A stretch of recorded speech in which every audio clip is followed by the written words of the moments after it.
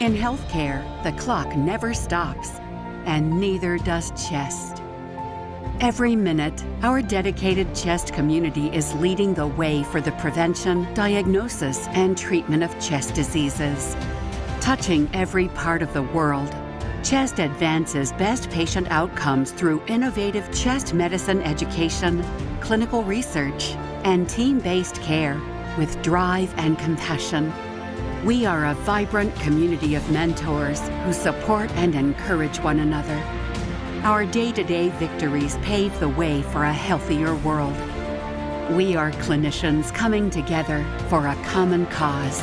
We never give up on our members and patients. Every breath counts. And now, please welcome the co-chairs of the Scientific Program Committee, Doctors Christopher Carroll and David Zielinski.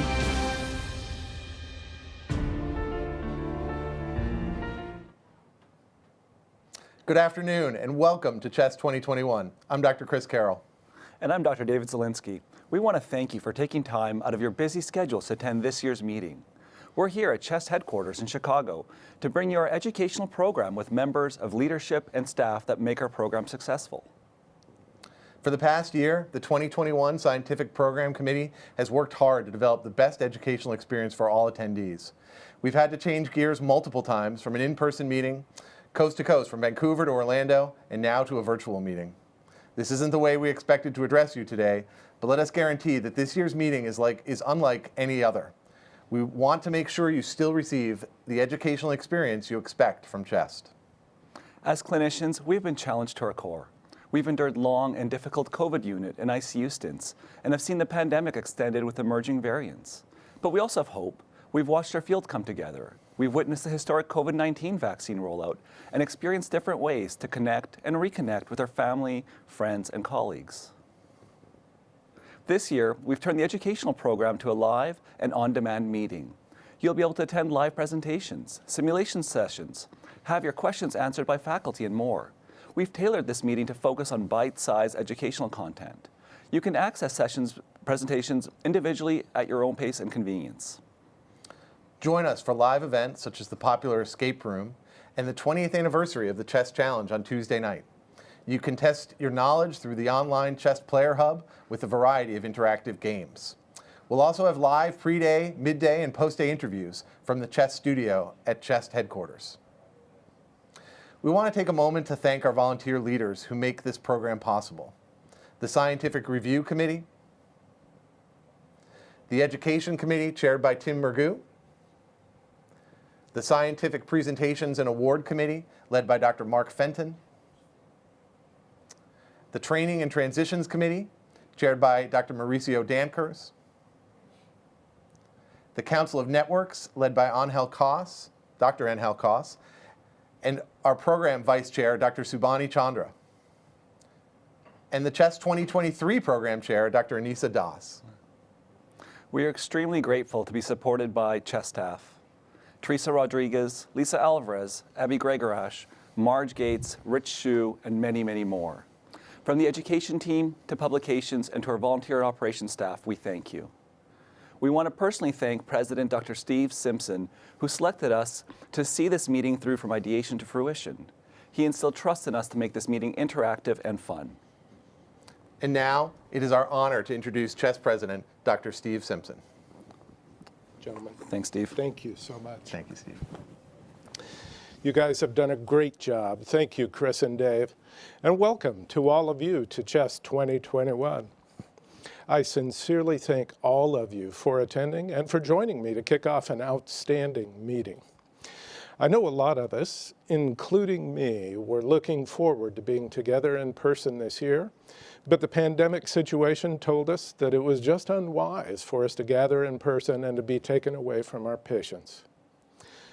Thanks to this ongoing pandemic, I'm now the first and hopefully the last CHEST president to both be welcomed into the presidency and shown the door, all in an online setting. I'm sure you're all looking at me right now and thinking, thank heavens, I don't know if I could take seeing that guy face to face. At least this way you can turn your screen off, right? But being serious, these past 18 months have been a grind, to say the least. And it's been important to me personally to find humor in the face of adversity. Whether it's snickering with colleagues about the so-called resiliency pizza provided by the hospital, or sharing the latest humorous video, finding a way to smile is what keeps me going. I mean, really, Domino's makes me resilient. Well, in addition to smiling, it's also looking for the good that I can accomplish. I hope you'll all focus on what gives you strength and comfort during difficult times. And remember, while there's a lot to feel sad and frustrated about, we're a community of chest physicians that understands the value of empathy and encouragement, and you are part of it. If you haven't already, I encourage you to continue to lean on one another and to connect with your chest family to share the struggle and find the support that we all need. My chest presidency was unlike any that came before it, but there are some accomplishments that I'm proud of. When I first came into the presidency, I aspired to creating a more global association. Even with all the negatives that came with the pandemic, one serendipitous benefit was the increase in online connectivity and technology, both local and global. Thanks to technology, we're able to welcome thousands of international attendees to the meeting today who might otherwise not have been able to join us. To all of you, I say welcome. You are vital members of the chest community, and I hope you learn a lot from the presentations and from the opportunity to network with colleagues from around the world. One of our key accomplishments this year came in response to the pandemic with the formation of the COVID-19 Task Force under the direction of Dr. Ryan Maves. As a task force, we met weekly for over a year to provide resources, webinars, blog posts, and research on this continually evolving virus. Now we're meeting bi-weekly, and the task force continues to work together to provide resources to chest members. These guys are totally committed to the task. I am so grateful for their efforts and to have been a part of it. I'm also proud of the work that CHEST has done to advance equity, inclusion, and diversity, both within our organization and across healthcare. Some of the strongest efforts were demonstrated through the work of the CHEST Foundation, which Dr. Ian Nathanson will speak to you about in his address here shortly. For now, I'll say that CHEST serves as a resource for clinicians to benefit our patients, and it's crucial that every member feels welcome, every member of CHEST feels welcome, and that leadership opportunities are accessible to all. To achieve that, CHEST is working on some great initiatives to shape a more inviting and equitable future, which is also the focus of our keynote address by Dr. DeMons Haynes, who is my friend and a member of our CHEST family. These past 18 months have demanded a lot from healthcare workers, and it's taken a heavy toll on most of us. We've given a lot of ourselves to those who desperately needed our help, and you know, in the beginning, we were celebrated and appreciated. They actually called us healthcare heroes. Today, because of widely disseminated misinformation, many of us face unjustified scrutiny simply for applying evidence-based treatments, avoiding remedies that are unproven, and using our best medical judgment. Many people in our communities express mistrust of science and mistrust of what they refer to as organized medicine, meaning by that, those of us who work within the bounds of evidence. And sometimes it seems like we're fighting an uphill battle. It isn't easy, and the mental toll is significant. But during all this, remember to be grateful for one another and to tell each other that you are. Thank you for being an excellent partner, or doc, or nurse, or respiratory therapist, or you did a great job today. These kinds of words can go a long way to help people who you value And I encourage you to show that you appreciate one another and support one another, especially in times like these.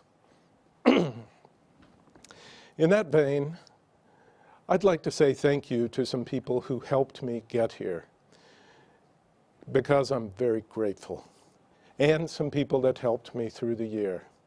I want to say thanks to Bob Masacchio and Suzanne Sletto for their leadership of the organization and all the CHEST staff.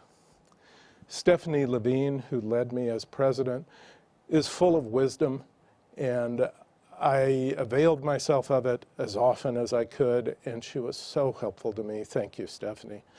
David Schulman, who has a different personality from me, but compliments me so well.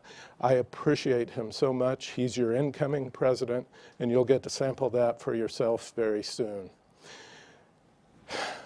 Ian Nathanson has led this college, or led the foundation board with alacrity, I have to say. I really super appreciate how he's brought the board along and made them much more highly effective. I want to say thanks to some people that helped get me here. No, actually, I want to go back for a second and say thank you to my friend Victor Test. Victor texts me or calls me every day. He keeps my chin up. We laugh together. We enjoy life together, and that's been invaluable. I want to say thanks to some folks that helped get me here. Susan Pingleton, who is a former CHEST president, was the first person that put the idea in my head that I might want to be a pulmonologist. Louis Weselius, when I was an intern, nailed that down really well for me, and that's when I decided. Peter Zadone was my fellowship director and probably the smartest pulmonologist I've ever met. Larry Casey gave me my first research mentorship, and Roger Bone, who isn't with us sadly, gave me my first job in pulmonary and critical care. John Samet taught me a lot more about epidemiology than he thinks he did, and was a major influence in my career. Rick Crowell, who is my VA section chief in Albuquerque, remains a wonderful friend. Russ Lee and Gary Weinstein are a couple of friends that I trained with, who I've stayed in touch with. And though they left the halls of academia, they keep me up to date on what's going on in the real world. I want to say thanks to my whole pulmonary division, who has supported me for a lot of years as I rose through the ranks of CHEST to become president, and during this year of being president, when I really had very little time for much else. I want to say thank you to my mom and dad, who gave me a great start, who taught me to respect all human beings equally, and got me headed in the right direction. I'll also say thank you to my two sons, Nathan, the actor, and Andrew, the medical student, who put up with a lot of paternal absences and that sort of thing during the process. Boys, I'm so proud of both of you, and I appreciate that. And then at the bottom of the list, but probably at the bottom of the pyramid, really, is my wife, Pam Nicholas.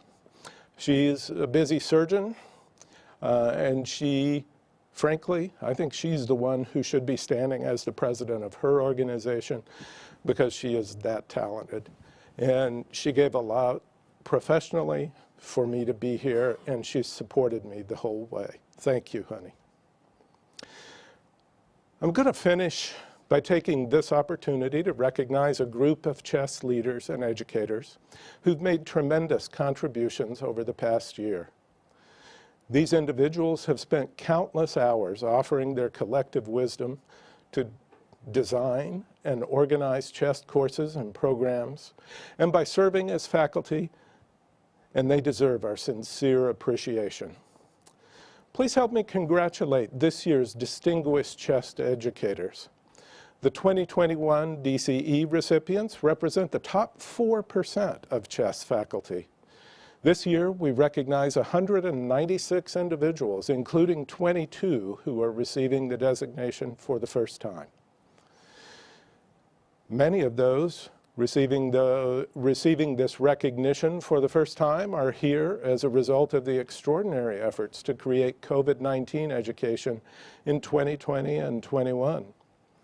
We're truly grateful for all faculty who advance CHEST as a leader in clinical education.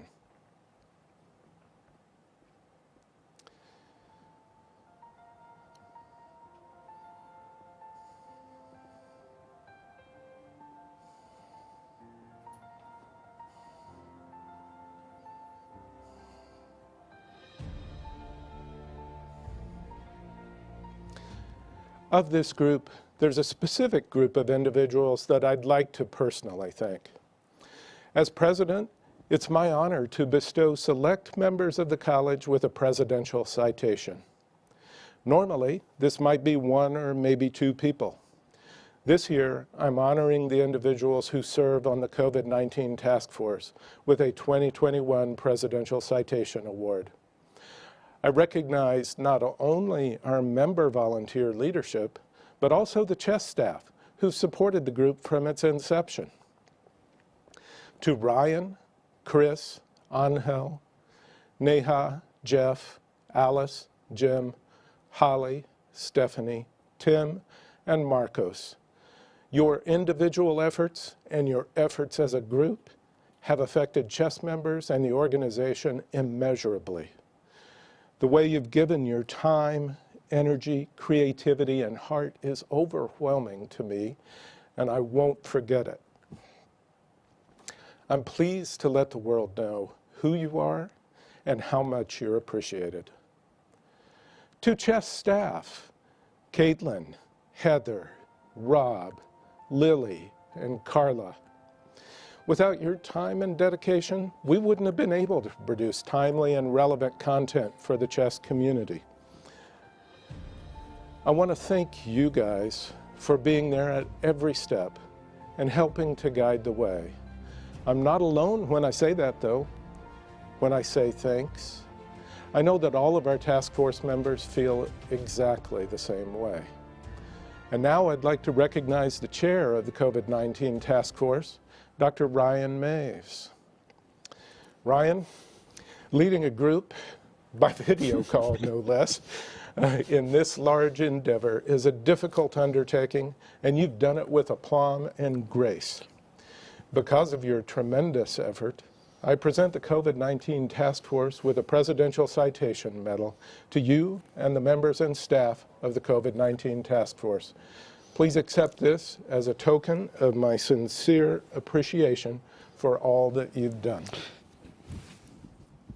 Thank you, sir. Thank you, sir. The floor is yours if you'd like to say anything. Well, Dr. Simpson and, of course, Dr. Levine and all the CHEST staff, thank you.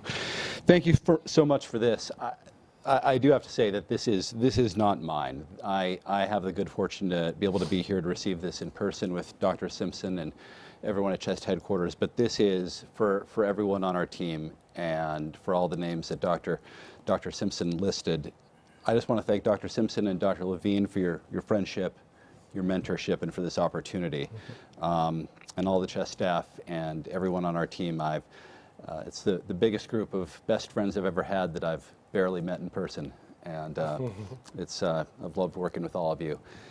And speaking just on a personal note, my thanks, of course, to my wife and my children, Robin, Astrid, Robbie, and Johnny, for putting up with the time away to do all this work. And of course, to my brothers and sisters in the Navy who also accepted my frequent absences so that I could help support CHEST in this regard.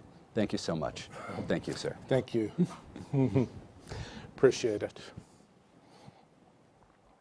Next, I'd like to recognize those who became fellows of the American College of Chest Physicians this year.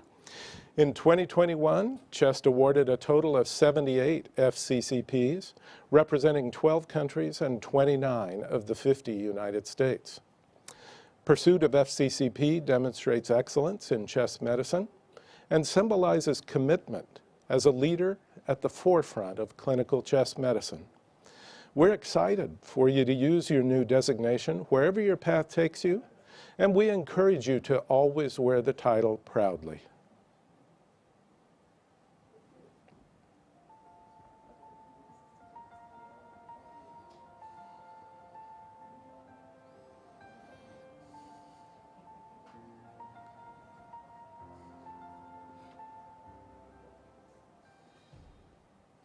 Finally, I'd like to take a moment to introduce you to the annual award and honor lecture recipients for this year, especially my friend Dr. Kurt Sessler as this year's Master FCCP and my selection for the Presidential Honor Lecture. Every individual we honor today deserves immense recognition. You are our leaders and our experts in the chest medicine community, and frankly, we couldn't be prouder. Please take some time to learn more about all of our winners and their achievements by visiting the annual meeting website. Congratulations to you all.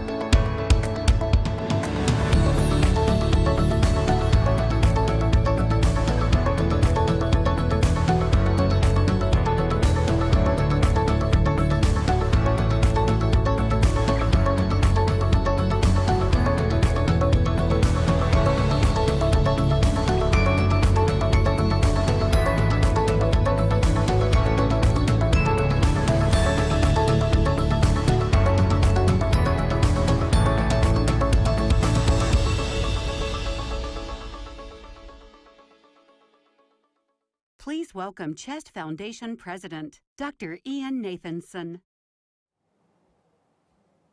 Hello, everyone. I'm Ian Nathanson, and it's my honor to serve as your president of the Chest Foundation. 25 years ago, a handful of visionaries, including Dr. Bart Chernow, came together with a mission to give back to those who need it most. When it's safe to gather in person, we will celebrate our quarter-century milestone appropriately. Our mission is simple. We champion lung health by supporting clinical research, community service, and patient education.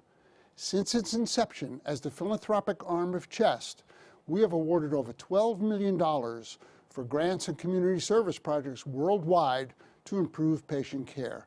Your continued support helps us achieve these goals. This year alone, we provided $675,000 in clinical research and community service grants to 27 individuals whom we will introduce to you shortly. Allow me to share some of the other Chest Foundation accomplishments of this year. After closeting ourselves because of COVID and before the Delta surge, we hosted the Belmont Stakes event in New York City in June. This is our first in-person event since March of 2020. And events like this would not be possible without the support of key individuals.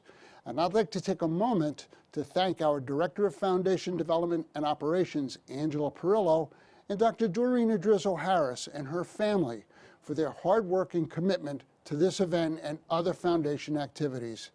Angela worked tirelessly to coordinate the details of the event, and Doreen rallied support from her community to get 150 attendees registered in support of a worthy cause. What an amazing example of living her commitment to supporting our mission. We raised over $200,000 at that event, and funds raised through events like the Belmont Stakes are used for projects aimed at helping those afflicted with lung disease. In these few minutes, I cannot acknowledge and thank all of the individuals who donated to the Chest Foundation, but I do want to say a special thanks to the Popovich family and the Feldman family for their enormous generosity and support. As practicing clinicians, you experience the limitations of our healthcare system firsthand, a system that is difficult to navigate under the best of circumstances and often impossible for people that need the help the most. COVID highlighted these shortcomings, especially for lower income and marginalized communities. The Chest Foundation is committed to creating a change in how patients in these communities receive health care. To do this, we must understand more than how a disease progresses, but how a life is impacted. The first step is to listen. In November of 2020, the Foundation launched a 5-city listening tour in which Chest provided a platform for patients to share their experiences within the healthcare system.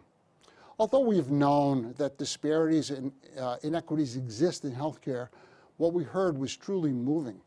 Even physicians familiar with systemic gaps in healthcare delivery reported that it was eye-opening to hear person after person share the same experiences of a system that was failing them. There were 3 key takeaways from the listening tour. First, there is a lack of access, lack of transportation, scheduling conflicts between patients and doctors, and affordability of medications. Second, there is a lack of equity. Patients report that doctors make insufficient effort to accommodate for racial, ethnic, or cultural preferences of patients. Third, there is a lack of trust. Patients told us that they don't trust doctors or the healthcare system to serve their needs. Lack of access, equity, and trust. Let me repeat, lack of access, equity, and trust. These are major issues that are not fixed overnight or even in the span of a few years, but change begins with a first step. The Chest Foundation is starting an initiative called the First 5 Minutes.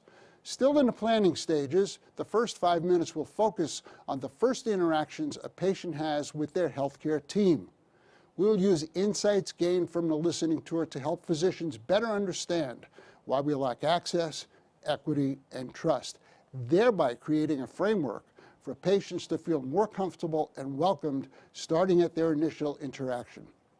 This initiative is not a cure-all, but it is a first step, and I am really excited to see where it leads us. Dr. Simpson spoke of the importance of leaning on your colleagues right now, on finding and embracing your Chest family. I also encourage you to lean on your colleagues to find empathy and to find strength. If, like me, you find yourself seeking ways to help, then I encourage you to join in our Chest Foundation efforts. Our mission is noble, and I am sure resonates with your own personal values. I extend an open invitation for you to share in our goals to improving the lives of those struggling with lung disease and the added burden of health disparities. In closing, I would like to take a moment to recognize the 27 individuals I mentioned earlier who received grants this year for research, community service, and diversity. Grant recipients are recognized for their scientifically meritorious achievements with rigorous metrics to track their progress and have innovative, novel approaches to addressing their research topics. Through joint efforts, we continued our partnership for grants in COVID-19 diversity with the American Thoracic Society and our medical education grant in partnership with the Association of Pulmonary and Critical Care Medicine Program Directors, the Adrizzo family, and various other industry partners. This year, we also established new partnerships with the American Academy of Sleep Medicine Foundation and the Respiratory Health Association. On behalf of the Chest Foundation trustees and staff and the awards committee chair, Dr. Bob DeMarco, congratulations to this year's recipients.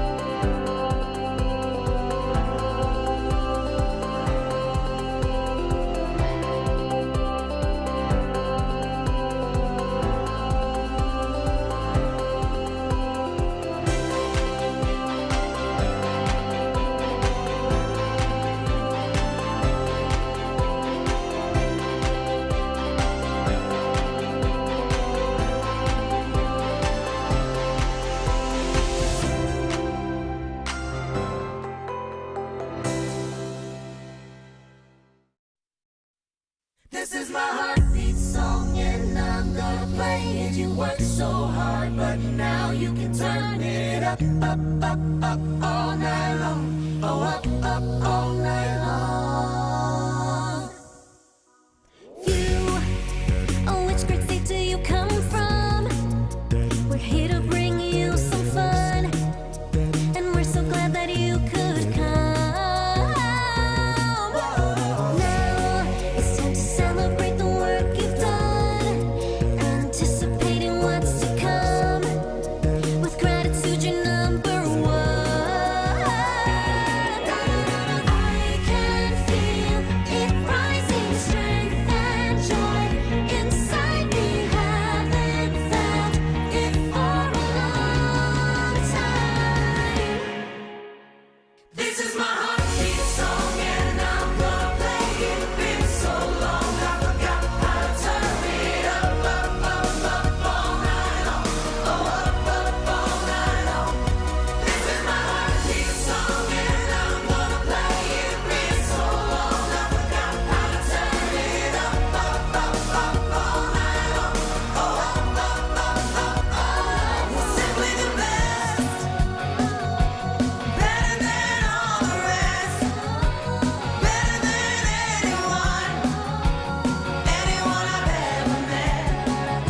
You got this big heart, weighter than a world away. Here you are, moving us all ahead. Each time you see us, you make us feel whole. Your dedication helps us all reach our goal. The work that you do shows you're in the zone. So we just wanted you to know we're the best, better than all the rest, better than anyone I've ever met. You capture the hearts, weighter than a world away. Here you are, moving us all ahead. See we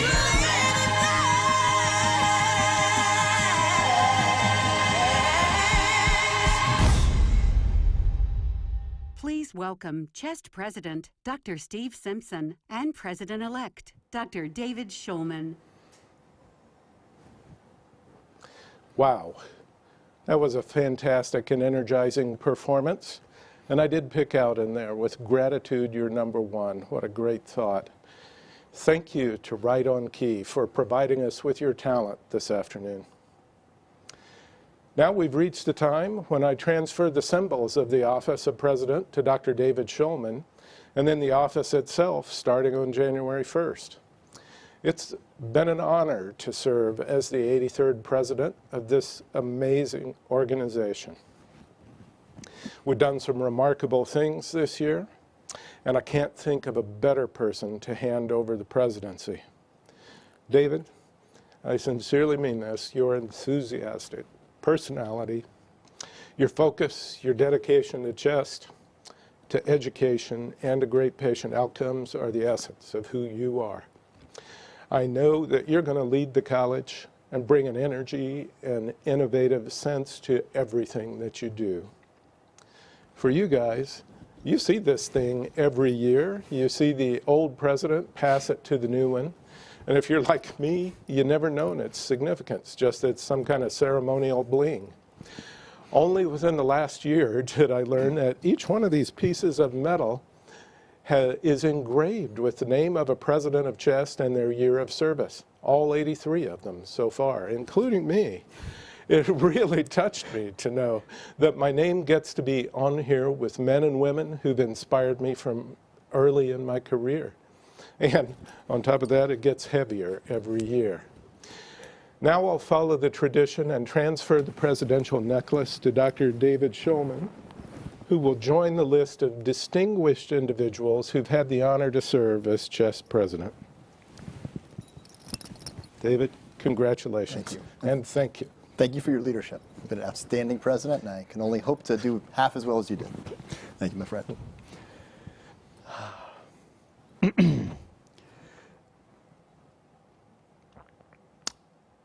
Good afternoon, everyone, and welcome again to CHEST 2021. It's been quite a year. all of us have suffered job-related challenges this year, the likes of which we had not previously experienced in our lifetimes.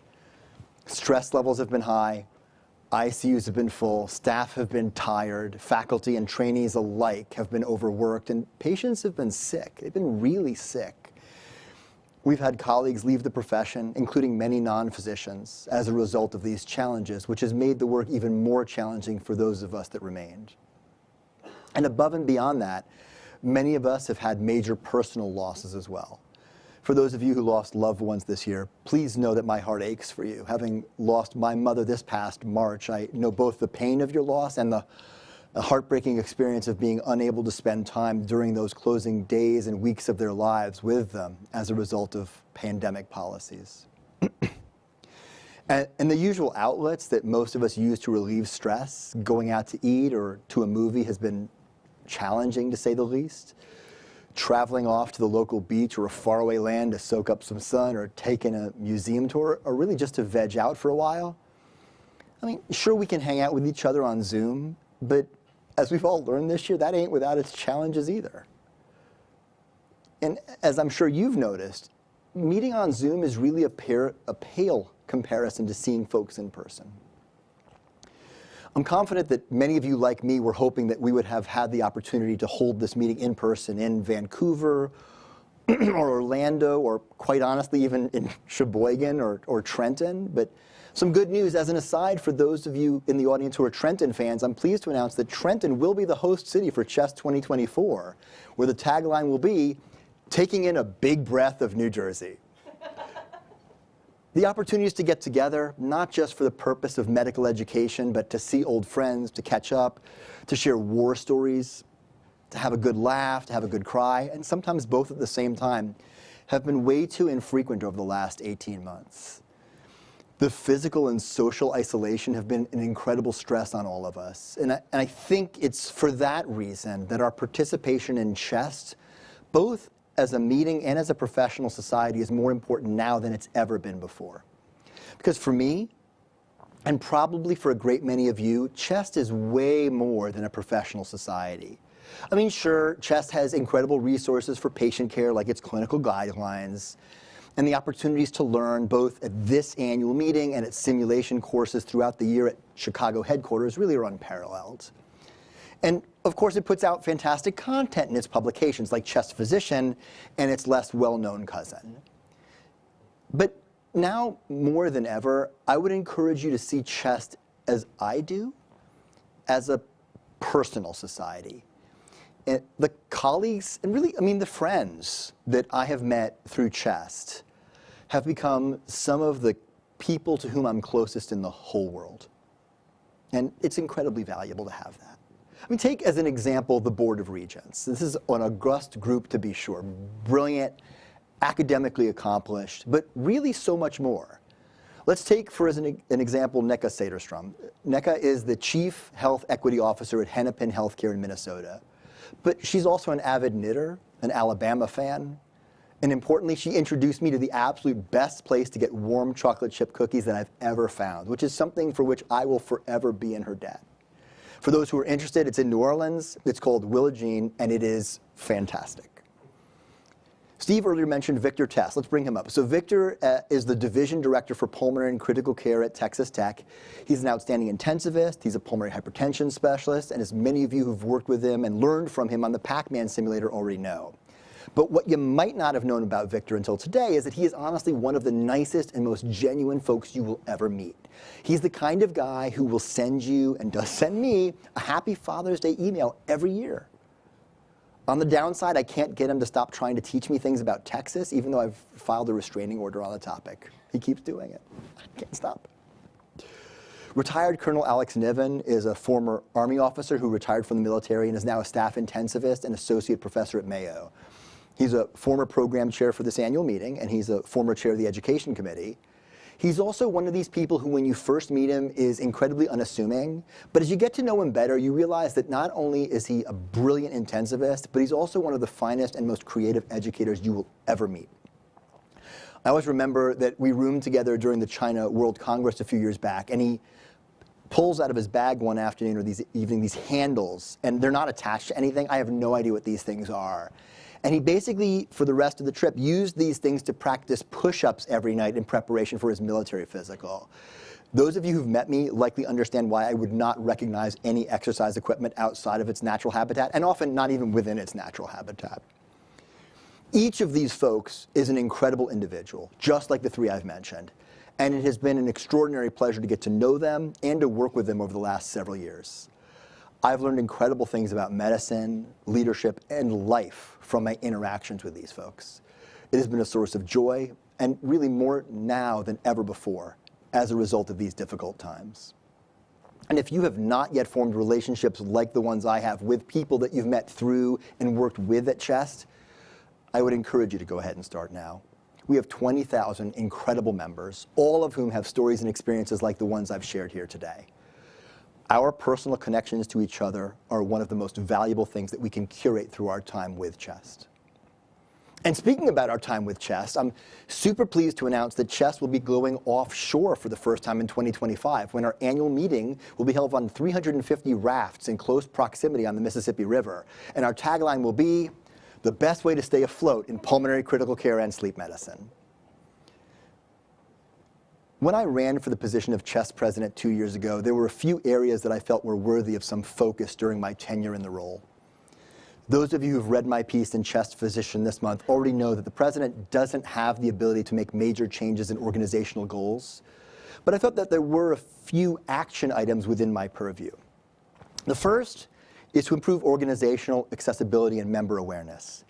Chest has a super complicated structure. We've got networks, we've got committees, we've got boards, and many of you folks want to get involved, but are uncertain as to what would be the best fit for your interests and skills.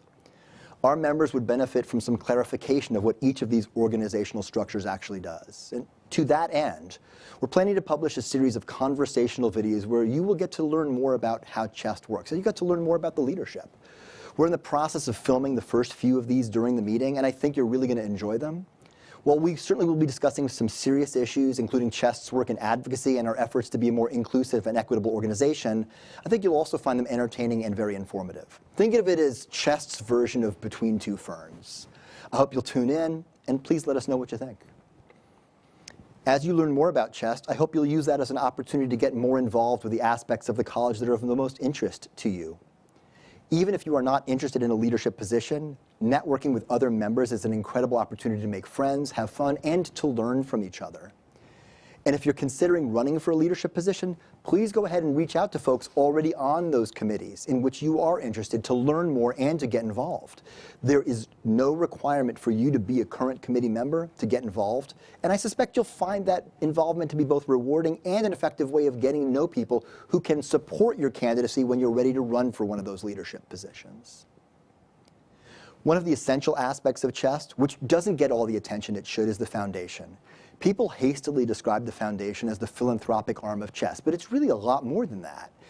The same effort that the college puts towards the professional education that you enjoy is more than matched by the effort the foundation puts towards patient care and advocacy.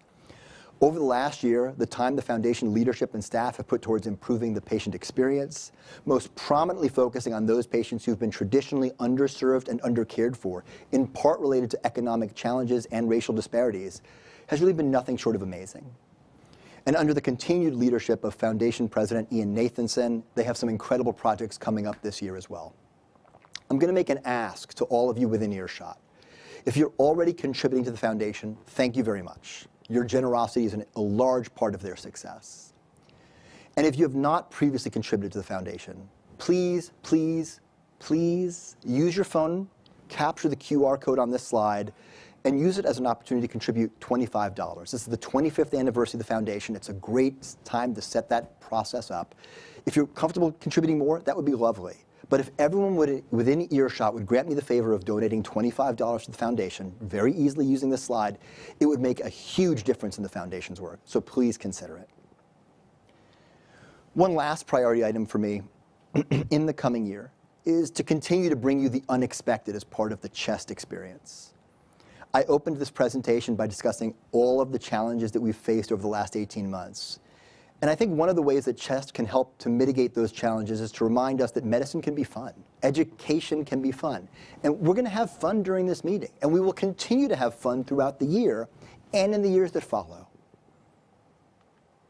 They may not know it yet, but I'm going to rely on 3 chief fun officers for CHEST for the coming year. It's a new position. First, Subhani Chandra, Program Chair for CHEST 2022, which will be held in Nashville next fall.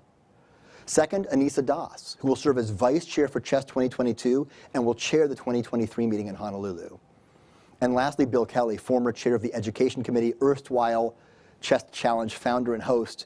He's been behind a lot of the fun you've had with CHEST over the last decade, and who I will hope will continue to serve CHEST in this unofficial role, because he is really one of a very small number of people who can reliably make me laugh out loud. And so as I was putting this idea together, I was thinking that this team of fun, and they're really incredible people, but they could still benefit from a mentor, someone who has a lot of experience in this space, someone who has a reputation for fun, for games, for puzzles, somebody who's well known. Maybe they're well known from Hollywood. And then as like lightning, the perfect candidate struck me out of the blue. And as luck would have it, like I knew a guy, and that person knew a guy. And so there was some connection, and without further ado, I'm going to give you a message here from CHEST's mentor of fun and my new personal friend, Mr. Neil Patrick Harris. Let's go to him.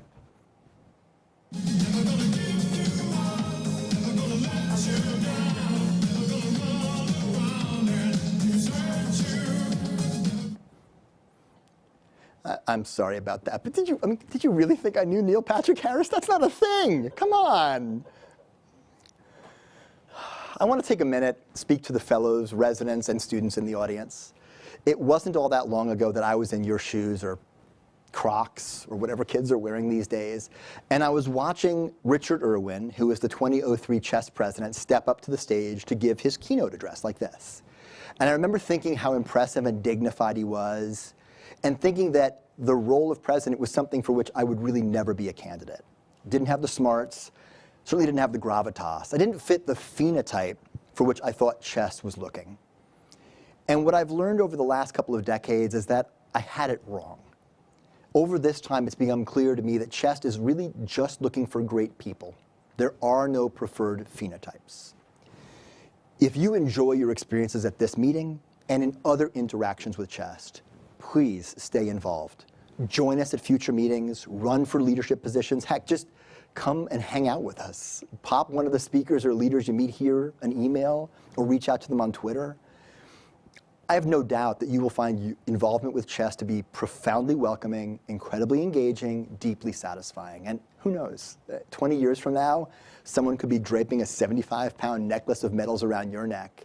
My only ask is, if that happens, please name check me in your presidential address, because that would be really awesome. And once again, thinking to the future, I'm actually pleased to announce that CHEST 2026 will be held in former CHEST President John Studdard's basement, where the tagline will be, "Watch the third step on your way down. It's a little loose." Before we close, there are a few people who I'd like to formally recognize. I can't tell you how much I appreciate our CHEST 2021 program chairs, Chris Carroll and Dave Zielinski, for working together with their program committee and the CHEST staff to put together an outstanding remote meeting on such short notice. It is hard to put on a meeting in person. It is actually way harder to plan for a remote meeting, with the additional downside of then not being able to see the attendees enjoying that experience. I would take it as a personal favor if you would give these gentlemen a shout out on Twitter when you see something that you enjoy at CHEST 2021. Even though it isn't always transparent to the audience, these folks and the rest of their program committee have put in a ton of effort behind the scenes, and this meeting could never have come together without them. When you take on the mantle of president, you'd be a fool not to seek the input of those who've been in the position before you. And while there are a great many past presidents pictured here whose presence and advice has been incredibly formative to me for my personal and professional development over a great many years of work with CHEST, I want to start with CHEST past president Stephanie Levine, who has truly been the model of what a CHEST president should be. She is patient, thoughtful, clear, decisive when the need arises. I think she served on every leadership committee that exists at CHEST. And watching her lead the board through the transition to remote work as the pandemic began was really a true lesson in leadership for me. Steph, I hope to channel some of your zen as we move into the next year, and I hope that you'll still take my phone calls. I really can't envision serving as CHEST president without your counsel. Next is Dorina Drizzo Harris, who's incoming president-elect. As anyone who has met Doreen knows, within 15 seconds of meeting her, she brings a New York sensibility to everything she does. And I'm a New Jersey native, and as a New Jersey native, I've sorely missed this mindset since my transition to the southern United States 20 years ago. Not only does spending time with Doreen make me wax poetic from my Garden State upbringing, but more importantly, provides me with incredible clarity when discussing complicated issues with her.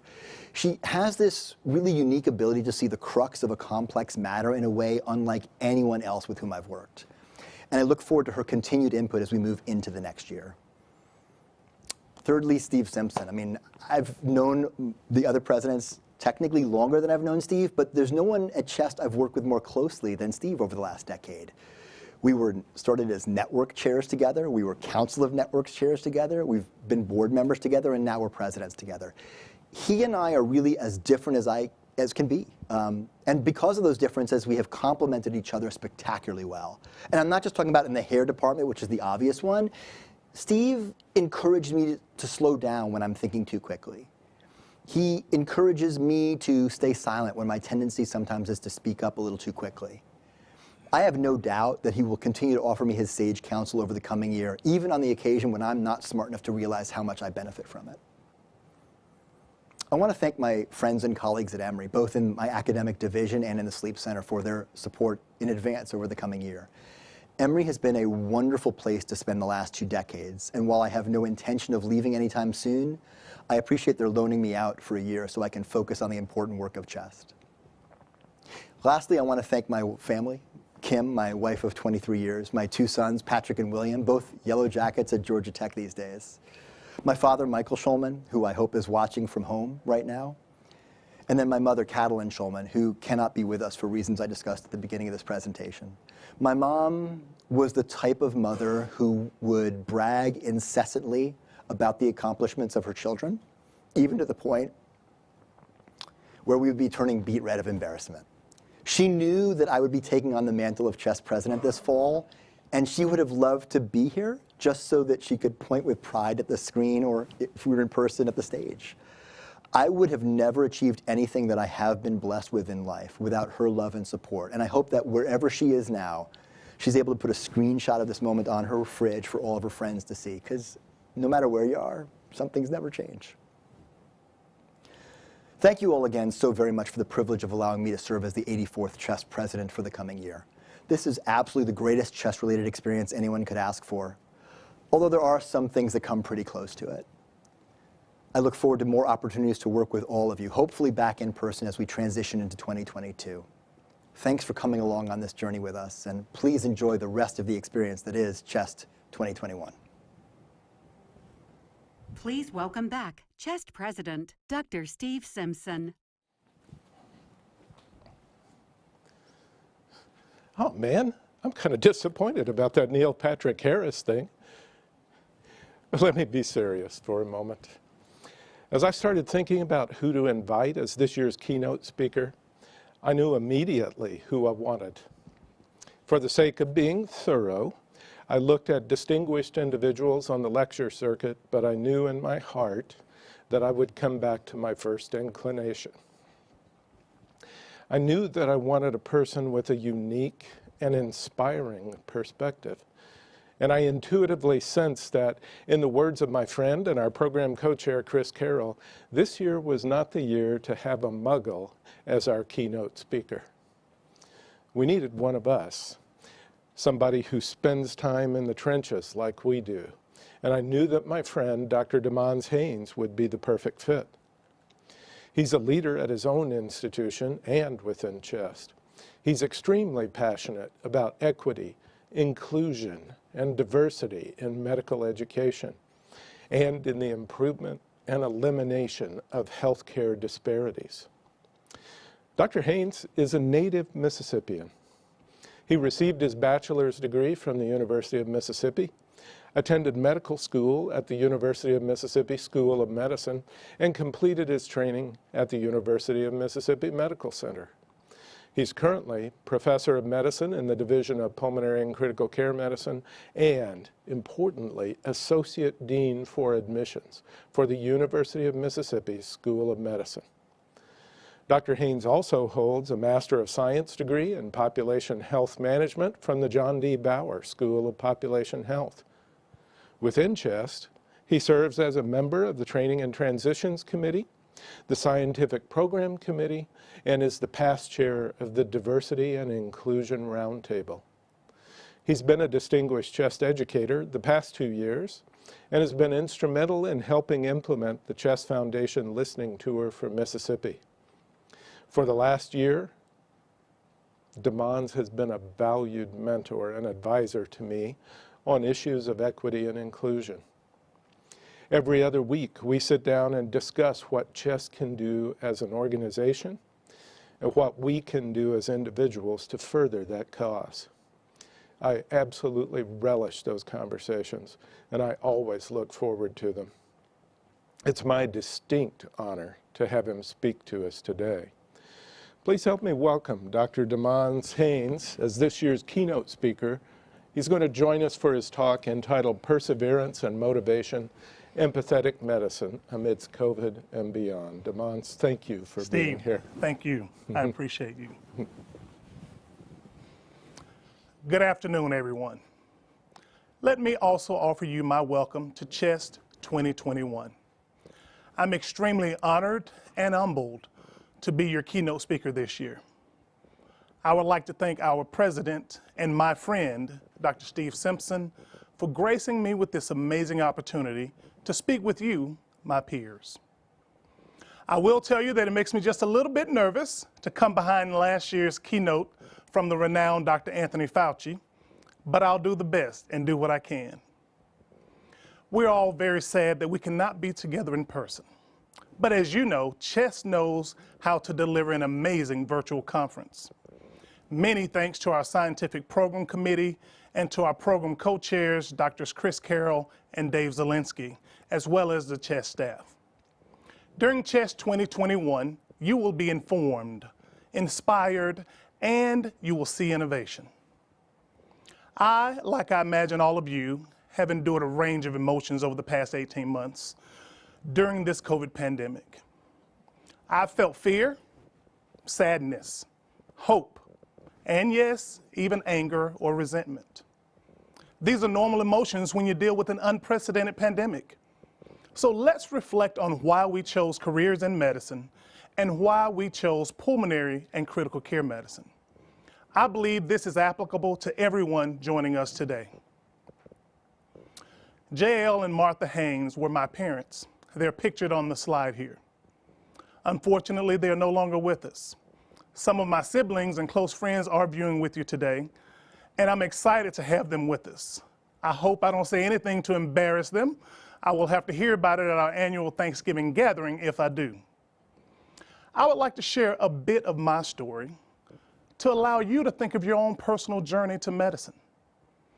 I'm the 11th of 14 children, and I was the first of my siblings to obtain a 4-year college degree. Neither my mother nor my father graduated high school. My father worked in the local Georgia Pacific factory for 36 years until his health declined due to lymphoma, forcing him to retire. Prior to his illness, my father never missed a day of work in 20 years. He never took vacations and oftentimes worked extra shifts. This was viewed as great work ethic for sure. My mother, as you can guess, did not work much routinely outside of the home, but she reared her children and ran a steady household. So though my parents didn't graduate high school or have any formal education, they were the smartest people I knew. And who I am today is because of them. My mother taught us things that I did not know would impact me today. She always helped everyone in the neighborhood and always offered anyone a seat at our table despite many mouths to feed already. She went the extra mile to help everyone, especially those who were in need or had less than we did, which we as her children did not always appreciate at the time, and I know my siblings would agree. I did not know as a child then, as I know now, that my mother and father were both teaching good work ethic and compassion. My mother also taught us through action, empathy, compassion, and altruism. These are indeed qualities we look for in our medical students and qualities we desire in our physicians and healthcare providers. I fell in love with the complexity and the function of the human body in the high school anatomy course. I did not know then that becoming a physician was ever a possibility for me. One of my high school teachers recommended I consider going to medical school. At that moment, I realized I could marry the things I loved most: learning more about the function of the human body and helping people live better lives. I don't know your individual stories, but I am certain that most of us entered the medical field to help people. And though there are many professions in which you can do this, our profession is unique in our ability to provide life-saving treatment, advice, medications, etc. A life of service indeed makes me happy and excited, and is but one thing that motivates me, as I'm sure it does you. It gives us purpose. Dr. William Carlos Williams was a physician and a poet. He wrote a letter to his mother in 1904, and a line from that letter reads, "The only way to be truly happy is to make others happy." At the young age of 20, while studying at the University of Pennsylvania, he realized then the joy that comes with giving. Giving is also something that motivates us. Whether you read the Bible, the Quran, the Torah, or any other religious text, they each talk about the joy of giving and helping others. Not only do you find this in religious texts, but we're taught these things in grade school when we're taught about sharing. We must remind ourselves about giving during times like these. However, my friends, in my opinion, giving is not always meant to be tangible items. What about our time, our service, a listening ear, a shoulder to cry on, or words of encouragement? We do this already for our patients and their families, whether they're in the clinic and we give them a diagnosis that may be incurable, or they're in the ICU when we talk about hospice or palliative care. I want to not only remind you of how we give, but I want to encourage you. Please don't let the divisiveness of this world and this time make you forget why we do these things. Remembering this will help us persevere and rise above this pandemic and the consequences of it. Will it be easy? Absolutely not. But just like medical school, residency, fellowship training, and starting practice were not easy, we did it. We succeeded, and many of us had trials during those times, but we did it. We can and we will continue to transcend. One of those trials for me occurred when I was a third-year pulmonary and critical care fellow. My sister, who was 3 years younger than myself, was dedicated to having a child of her own. She and her husband had some difficulty conceiving, so she received some fertility treatments, and she was able to give birth to a beautiful baby girl, Markia. About 1 week later, after giving birth, she called me. I had not had a chance to visit them in person, saying that she'd had trouble breathing. They were staying at my parents' house immediately after delivery, since this was their first child, and of course my mother and father had plenty of experience. When she told me this, I told her husband to take her immediately to the emergency room. My initial thoughts after talking to her on the phone were, did she have peripartum cardiomyopathy with congestive heart failure or pulmonary embolism? Unfortunately, my sister died that night due to massive PE. I did not know how I could go on with fellowship training. My sister died of a disorder that I was treating every day as a pulmonary and critical care fellow. It was devastating. This was also 1 week before my initial pulmonary certification board exam. I had planned to cancel the test, but my mother reminded me that I'd been preparing for this test for a long time and that my sister would want me to go on with this. My test day was the day before her funeral. I swear I feel like every other question on that exam was about a pregnant patient or about DVT and PE. Though I'd not had any trouble with any standardized exams before, I did not feel focused during that test, and I didn't think I would pass. I finished that exam faster than any other standardized exam I've ever taken before or since. So as not to make you all too sad, I want to tell you that my niece Markia will be celebrating her sweet 16th on November 3rd. She's the essence of my sister. Her hair, her facial features, her mannerisms, and her character. As long as she lives, so will my sister. Thankfully, I passed the pulmonary board exam that day. And since that time, I've recertified in pulmonary medicine once and will recertify again in the next 4 years.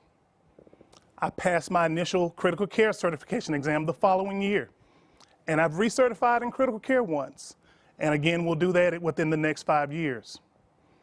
I was able to complete fellowship successfully, though I definitely did not think I could at the time. This is but a part of my story and some of the challenges I faced. I tell it to you not for sympathy, but to demonstrate to you that we can and we will continue to transcend these troubling times. Epicurus said, "The greater the difficulty, the more glory in surmounting it." Epicurus was an ancient Greek thinker who taught a popular philosophy based on simple pleasures. He believed our purpose on earth was to fill our days with happiness, avoiding fear and pain. But even he knew that life wasn't without its difficulties. In this quote, he shares his belief that we can find joy in overcoming obstacles. And the more complex the task, the greater the satisfaction that awaits on the other side. The COVID-19 pandemic and how we navigate it is a complex task, to say the least. Dr. Martin Luther King Jr. said many profound and wonderful things, as you know.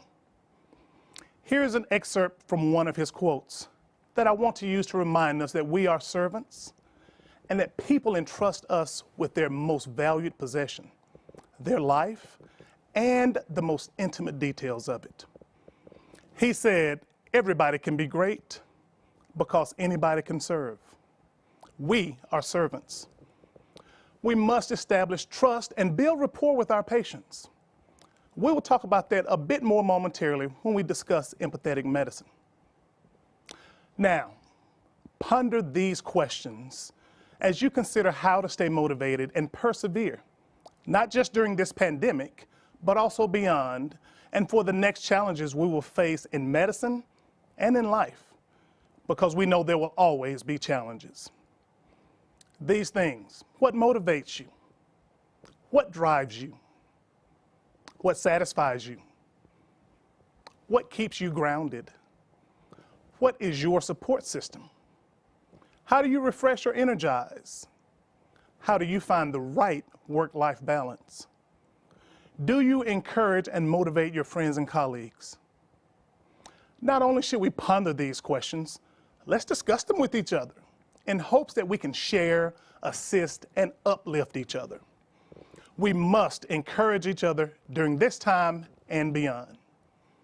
Just like my fellow fellows, my program director, my division chief, my other attendings, and friends and families, as well as my pastor and my church family, did for me when my sister died.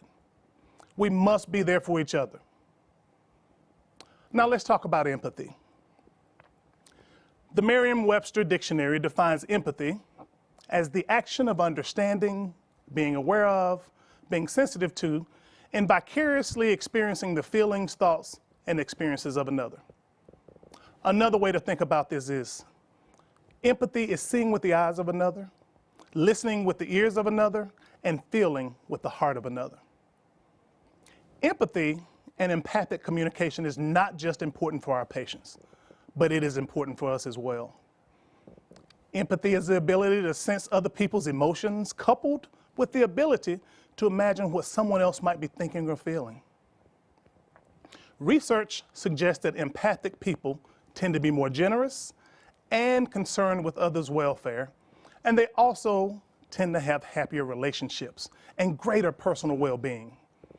Empathy can also improve leadership ability and facilitate effective communication.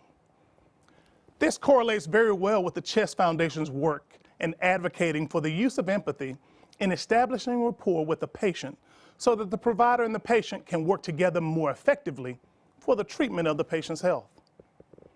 The point of empathetic medicine is for us not to get so tied up in our busy schedules, how much we have to do, and how little time we actually have, which can lead us to forget the patient's point of view when they see us. We must let the patient know that we hear them, we understand them, and we feel compassion.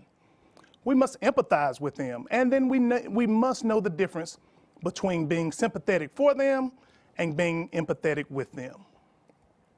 How often do we teach our students and our trainees how to improve their communication skills and leadership ability? And how much do we talk about well-being and wellness? Can improving empathic communication help with this? The data support that it does. As scientists, we sometimes discount social science data. However, our colleagues who work in these fields would argue with us. Social science is as important in medicine as basic medical science. That is the reason that the Medical College Admissions Test, or the MCAT, has an entire section now dedicated to sociology and psychology. This was added in 2015. If you're not familiar with the Greater Good magazine, which is published at Berkeley, I recommend it to you. There's an article I recommend entitled 6 Habits of Highly Empathic People by Roman Krznaric. He says that we can cultivate empathy throughout our lives and use it as a radical force for social transformation. Now, I know many of you at home are saying, what does social transformation have to do with the provision of medicine? I say it has everything to do with it.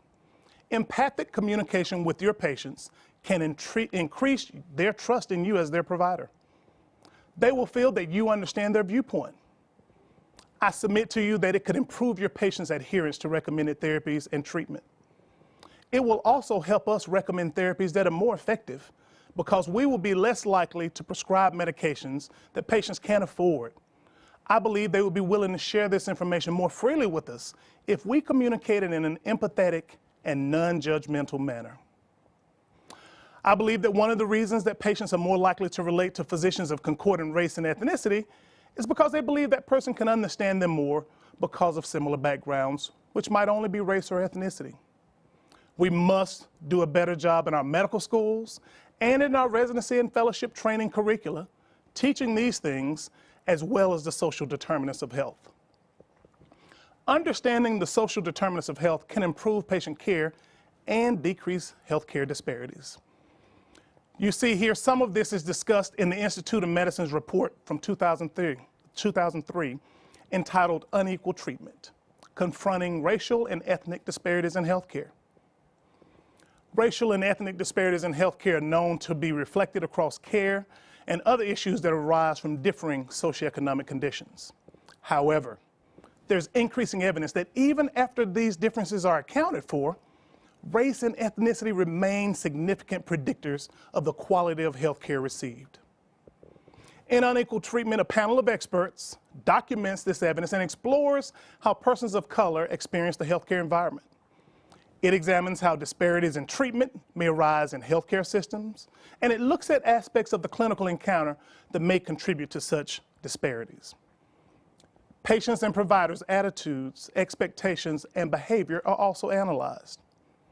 So how do we intervene? Unequal Treatment offers recommendations for improvements in medical care financing, allocation of care, availability of language translation, community-based care, and other arenas. The committee highlights the potential of cross-cultural education to improve provider-patient communication and offers a detailed look at how to integrate cross-cultural learning within the health professions. The book concludes with recommendations for data collection and research initiatives.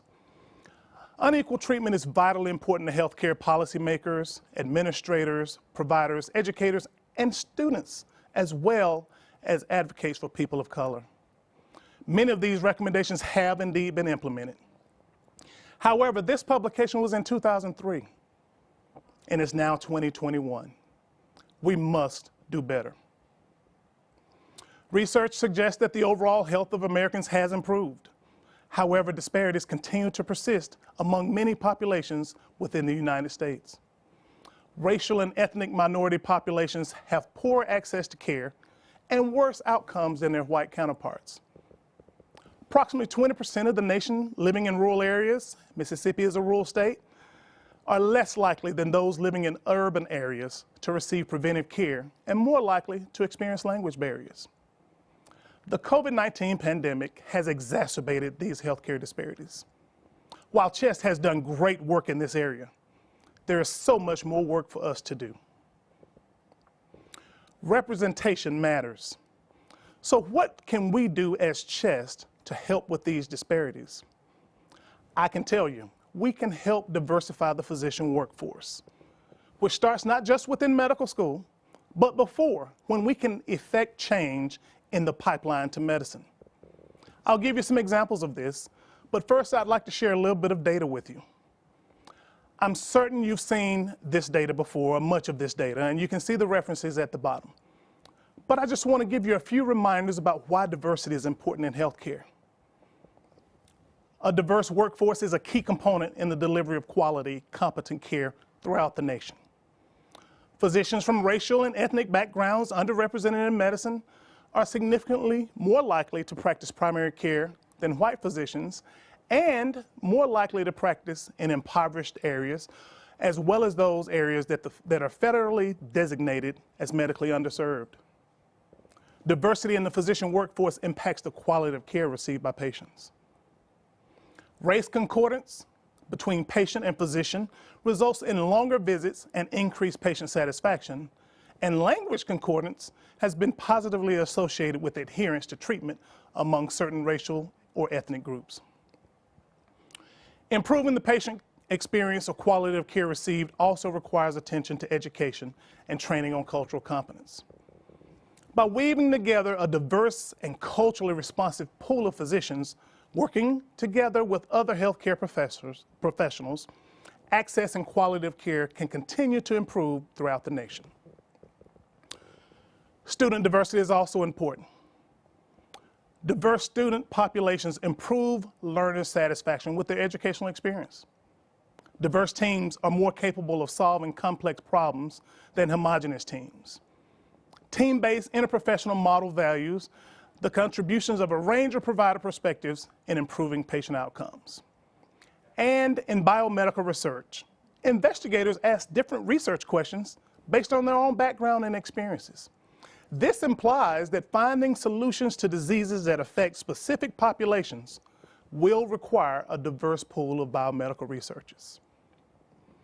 Faculty diversity is a key component for medical education, a key component of excellence for medical education. So I want to share with you a slide from the AAMC that looks at faculty diversity and the fact that faculty diversity is lacking. So if you look at this slide, there's a lot of data there. Again, this is published every year by the AAMC. Look at the stark differences, whether it be the professor level, the associate professor, the assistant professor, or the instructor level, between all of the races, but look particularly, I'm an African-American male and we talk about this, look at the Black or African-American faculty and look at the white faculty. 804 of us are professors compared to 29,486. Feel free to just type in this in the web browser and go to AAMC and look for faculty diversity, and you can pull all of this up. We can improve faculty diversity in academic medicine as well as medical student diversity. This will also lead to improved diversity in pulmonary and critical care medicine. But we must be intentional. We must be intentional in our efforts for this to be successful. This is a main focus of the AAMC. As I mentioned before, CHEST has made great strides in diversity, equity, and inclusion, but we have more work to do together. To help us make progress, we must think innovatively. One way to think outside the box is to help foster interest in medicine and access to medicine in those who are underrepresented in medicine much earlier than residency, when we usually recruit our residents to become fellows. Let's think about children in middle school and high school who may not have ever considered a career in medicine like yours truly. One approach we started at our medical school, led by a couple of our students, sponsoring an event entitled the Black Men in Healthcare Summit, as you can see on this slide. The other thing we did is the students that we chose for this slide were different students. They had different appearances. The students we wanted to reach, we wanted to see someone who they could identify with that looks like them, whether it be their hair, their body type, their height or skin complexion. When you are being inclusive, remember to advertise in a way that all people can find someone with whom they identify. This is important whether you're recruiting students, trainees, or faculty. CHEST and the CHEST Foundation have many community outreach events and activities such as the listening tour that you've heard about. But this is another way that we at CHEST could contribute to improving the pipeline for those underrepresented in medicine. It may not be a Black Men in Healthcare Summit, but it could be volunteering at a local school on a career day. And in particular, schools in urban areas and public schools that are under-resourced and not necessarily at the private schools where they generally have access to many physicians and healthcare providers. I assure you, the work you do will be invaluable in the lives of those children, and the empathy you gain and display will improve your life as well. I'm certain of this. This will help you persevere and stay motivated in times like these and beyond. Who knows? You might inspire a young, underrepresented, first-generation, low-income male to desire to become a physician, a pulmonary critical care physician, to pursue a career in academic medicine, to rise through the academic ranks, to become a medical school admissions dean, and one day, maybe, serve as the keynote speaker at the annual CHEST meeting. I began with a story, so I'll end with one. My own experience with patients has taught me how to be more empathetic. But one patient in particular, who was part of our listening tour in Jackson, taught me more than others. He was referred to me for evaluation of shortness of breath, and after having seen several doctors, and as his daughter put it, being bounced around because he had Medicaid and limited resources, he ended up in my clinic. In my initial visit, I knew from the moment I walked through the door that he had advanced scleroderma. He'd never been told of this diagnosis. We diagnosed him with scleroderma-associated pulmonary arterial hypertension and interstitial lung disease. He was functional class 4 at the time of the diagnosis, which meant he was in severe shape. He had significant swelling, and those of us who are in healthcare know what functional class 4 would be. And I informed the patient and his daughter of the complex treatment that was needed, which included continuous IV therapy, as I've done for many patients before, but they had a look of bewilderment and confusion. Many patients have had this look. However, I didn't know at the time that their confusion and their concern was even more profound, as his daughter eventually shared with me that her father could not read or write. And she was very concerned about how he would be able to manage this complex therapy. Did I mention that she worked full-time and was a new mother? She informed me that she would become her father's primary caregiver and oversee his treatment. I understood even more how my approach with his treatment would need to differ from patients with the same diagnosis. It made a tremendous difference with the rapport I was able to establish with them and the trust they placed in me for his care. This is but one example of how our empathy can help us provide better care, and I assure you, it made me a better physician and a better person to see their perspective. I've shared with you some of my story in hopes that this can encourage you to stay motivated, persevere, and be more empathetic, and to be innovative in ways to help diversify medical education and the healthcare workforce. Thank you so much for your time, and remember, we shall transcend this pandemic and the obstacles we currently face in medicine. Stay motivated, persevere, and endure. This too shall pass, and we shall transcend together. Thank you very much. Wow. DeMont, thank you so much. Thank you, Steve. I hope you'll all agree with me that we picked the right man. Thank you. Thank you. That was wonderful. Absolutely wonderful. What a way to conclude this first day of the annual meeting. Everybody go and enjoy everything this meeting has to offer, what Chris, David, Sabani, and Nisa have put together for you, and an army of other CHEST members. We appreciate you being here, and have a good evening. In 2022, Chest is going to Music City, Nashville. Nashville, where music is inspired, created, recorded, and performed. You'll experience more food, fun, and culture than ever before. It's a city that never sleeps. There's a vibrant downtown with famous landmarks, from the Ryman Auditorium to the Grand Ole Opry, and local destinations just waiting to be discovered. And in the middle of it all, Chest 2022. Chest 2022 will provide the education experience you know to expect, along with in-person networking opportunities so many of us are looking forward to, with a wide array of engaging sessions. Stay up to date with the latest in pulmonary, critical care, and sleep medicine. Your Chest membership has never been more valuable. You'll be connected with colleagues who are making a difference in your field. Advance your career, expand your knowledge, and enhance your professional network. It's all here in Nashville at Chest 2022. We'll see you there.